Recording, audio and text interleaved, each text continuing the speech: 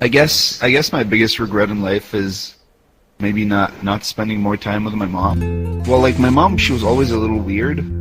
Like in life, she was always a little weird. But like every year near my birthday, she would make tradefuls of gingerbread cookies and pass them out to my classmates with like a handwritten card to like thank them for being my friend, which it was like, okay. Like she still loved me a lot. Like if you stepped into our house, you would find our walls plastered top to bottom with every piece of shitty art school that I had ever done, you know? It would get to the point where I would just throw my creations away before getting home because I didn't want her to like just knack another shitty art on the wall.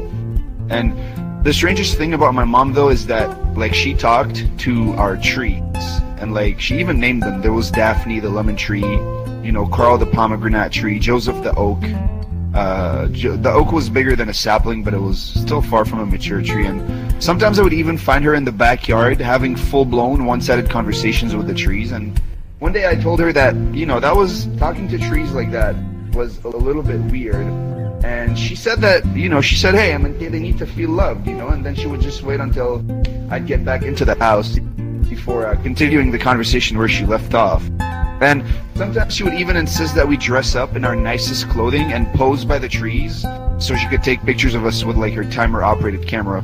And I always knew she was far from a normal mother, but honestly, all we had was each other, and she did give me all the affection a mother could give. But when I moved out for college, I made sure to stay close because I really couldn't bear to leave her alone. And I told her this one day, and she kissed my forehead like lovingly, and she told me that it was okay because she had Carl, Daphne, and Joseph to keep her company.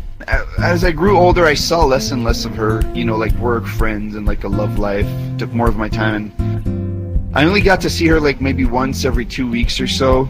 And one night I was at the bar with my friend actually, and that's when I got the call that my mother died.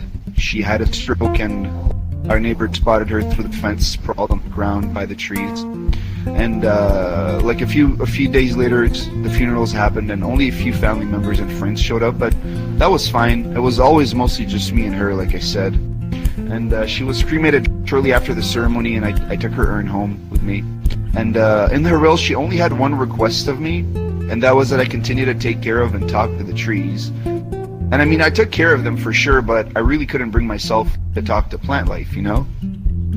And one day I finally got the courage to go like through her stuff in her room, and I found an envelope in her desk with a cache of papers inside.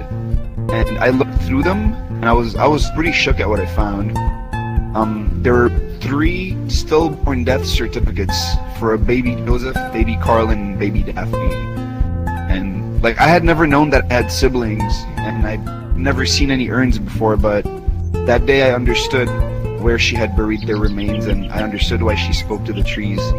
And yeah, ever since I take her last wish very seriously, and I talk to the trees. And recently I actually even planted a new one for my mother.